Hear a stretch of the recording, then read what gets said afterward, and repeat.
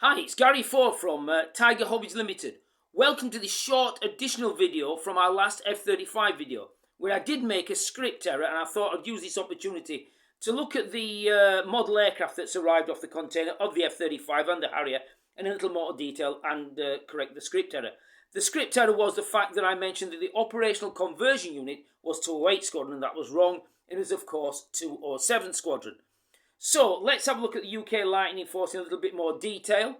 So the UK Lightning Force was set up as an organisation to run operation of the UK F-35B fleet of aircraft. So the first unit to be set up was number 17 Squadron out in Edwards Air Force Base, and this was a test and evaluation squadron. Hobbymaster did this model and it sold very, very well. It's been a while now, it's almost 10 years since we released that model, but you might find the old one kicking around on eBay. The next one in the timeline was in 2018 when we did the F-35B, a US Marine Corps F-35B, that landed on the United Kingdom's aircraft carrier HMS Queen Elizabeth, piloted by Fleet Air Ram pilot Commander Nathan Gray, who had the privilege of landing a F-35B for the first time as a fixed-wing aircraft onto a UK carrier in almost over 10 years. And that was followed by Squadron Leader John Edgell, who had the privilege of being the first Royal Air Force pilot to land his F-35B. Now, we did Commander Nathan Gray's aircraft, and actually I think Navy Wings, who we sold some aircraft to, did a special edition where it was actually signed by Nathan Gray. I think they're very, very collectibles, but you never know, the odd one might come up. The next thing we did was when the F-35B got its IOC, initial operating capability or operational capability at Royal Air Force Marham in 2019 with number 617 Squadron, of course, the Dam Busters. And we did a number of iterations of the 617 Squadron aircraft.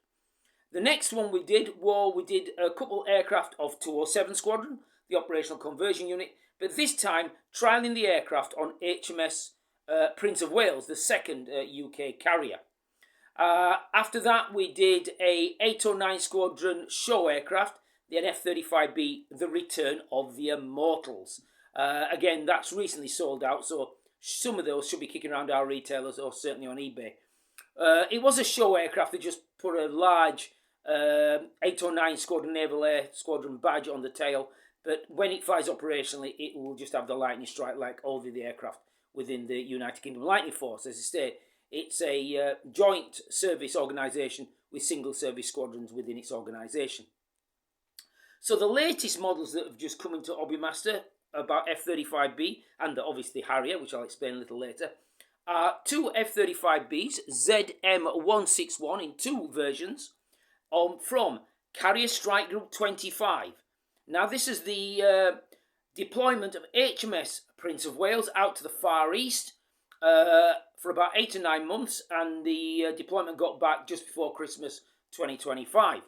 So the aircraft on the turntable is HA4624. I said it's ZM161.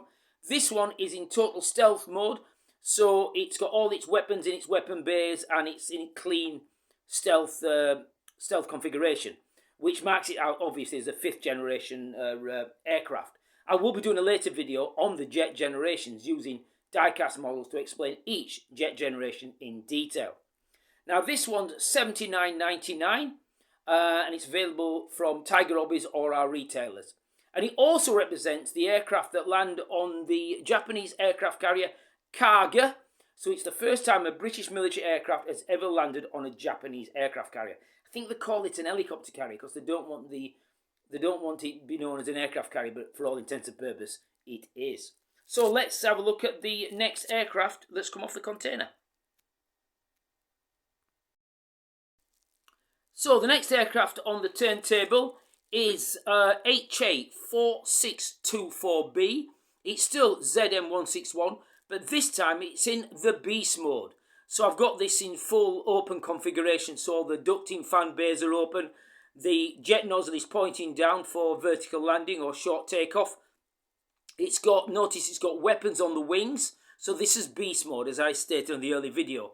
Beast mode is when the aircraft doesn't need to use its stealth capabilities and it can carry more weapons, but obviously you're going to lose some of its low observability stealth in the process, but it can be used as a more conventional aircraft carrying more weapons. Now this one's a little bit more expensive, just costs the extra weapons, but it's just $83.99 over the standard versions, $79.99. And again, we've got plenty of stock of both versions, so no problem. This will be in stock for a good few months at Tiger Hobbies. So these are aircraft from Carrier Strike Group 25. So the next aircraft we're going to look at is the Hawker Harrier, or the British Aerospace Harrier GR5. So on the turntable now is HA2654. It's a 1/72nd scale die-cast model of the British Aerospace McDonnell Douglas Harrier GR5. Now, so this is the second iteration of the Harrier. In my early video, I mentioned the first iterations that arrived in 1969, which was the British Aircraft Corporation, or then, sorry, Hawker Siddeley Harrier GR1, and then later GR3. You can tell the GR3 with the longer nose, I think the laser rangefinder. Now, towards the end of the 1970s, early 80s, Britain was kind of losing interest in the Harrier, but the US Marine Corps, even though it had a really rough time with the Aviator, with many crashes, saw the potential for a larger, more capable Harrier. And this would lead to the Aviate-B. The Aviate-B. Now, the initial Aviate-A was licensed built from Hawker Siddeley's, but after the Falklands conflict, and the Harrier performed incredible, showed it was more than just an air show airplane, but it was a highly capable platform with incredible air-to-air capability and air-to-ground capability, especially with the Royal Navy fighter version, the Sea Harrier FRS-1. So Britain decided to rejoin the Harrier programme, but a little bit late to the party, and the Americans have obviously got the money. So this time, we will be buying the licensed version from basically McDonnell Douglas. And this led to Harrier GR5, later GR7 and GR9A. And by the time we got to GR9A, and we'd spent billions on it, it was one of the most, if not the most capable Harrier you could that was out there. Unfortunately, in 2010, the government at the time decided they had to make cost savings right across the board, and they decided the Royal Air Force had given the stark choice: you can keep Tornado or you can keep Harrier. Now, I was speaking to John Farley, the famous Harrier test pilot, and he told me, this was at a Rolls-Royce Heritage meet at Bristol, and he did a quick talk on it as the Harrier was just going out of service, or had decided that the Harrier would be leaving, that he thought that the Tornado proposal was far more down to earth, and that's one of the reasons they possibly got the decision to keep the Tornado and not Harrier. But whatever happens, it's one of the silliest decisions the MOD's ever done, or UK government's ever done. The worst thing we should have done is wrap these things in plastic and put them in storage for a rainy day. We'd spent billions on them, and we sold them to the Americans for literally pennies in the pound. The whole fleet of about 70, 80 aircraft was sold to the Americans for, I think, $800 million, which is, in aircraft terms, it's pennies. But that's the decision of the day at the time. But we always celebrate the Harrier at Tiger Hobbies, and this is our latest model, the HA264 Harrier GR5 1 Squadron Royal Air Force Wittering. Now, this is available for just $69.99. It's excellent value, but it is in slightly short supply, but I've got another 96 coming on a later container. So if you dip out now, don't worry about it. There'll be more stock arriving later. And all these models can be bought at www.tigerhobbies.co.uk. Before I finish the video, I want a quick word about something I mentioned in the earlier video about Hobbies' lack of forethought on the F-35. So I'm just going to quickly bring in a model of the F-35 from Airfix. So, just in camera shot, you'll see the Airfix Quickbuild 1/72nd scale F-35B UK Lightning Force. This is a starter kit that retails for about $19.99. Excellent value kit, lovely build. Apparently goes together very, very well. It's a quick build, not many parts, but builds into a fairly accurate model of the F-35B. And if you're going to build your first F-35B plastic model kit, then I certainly do recommend this Airfix kit. But Hornby as a group, that's Airfix obviously, and Corgi under their Hornby umbrella, have lost a lot of money when it comes to the F-35. So going back probably 15 years ago when the F-35 was starting to gain traction, the first prototypes were kicking about, Ormby was simply not interested in the F-35 and had obviously taken bad advice for probably well-meaning individuals, possibly some with agendas, where all the other plastic kit manufacturers certainly went for the F-35. So Tamiya and Asagawa and Atali, Airi, Revell and many others certainly filled their boots the F-35 and probably made a lot of money. Hobbymaster, apart from Air Force One, there's an Air Force One diecast one in 72nd scale, but that's horrendously inaccurate.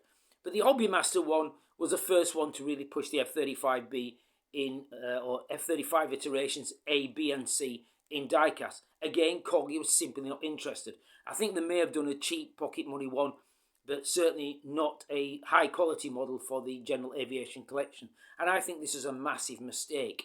But let us not complain. It's been fantastic for Hobbymaster and Tiger Hobbies, as the F-35 now is our best-selling diecast model jet. And we've done virtually, as I've mentioned, as I'm going through all the UK Lightnings we've done, Lightning 2s we've done, Hobbymaster have also done virtually every iteration, A's, B's and C's of every known user and potential users of the F-35. We really are making hay with the F-35. And as this aircraft now is being used more operationally, more in the eye, we're certainly going to be carrying on with this F-35 journey. And there is no doubt about it, to blow Tiger Hobby's own trumpet, we've got probably the finest collection of F-35 models in both diecast and plastic kits of any UK retail and distributor in the United Kingdom. So once again, thank you for watching this short video about the F-35, especially the United Kingdom Lightning Force's F-35B Lightning II.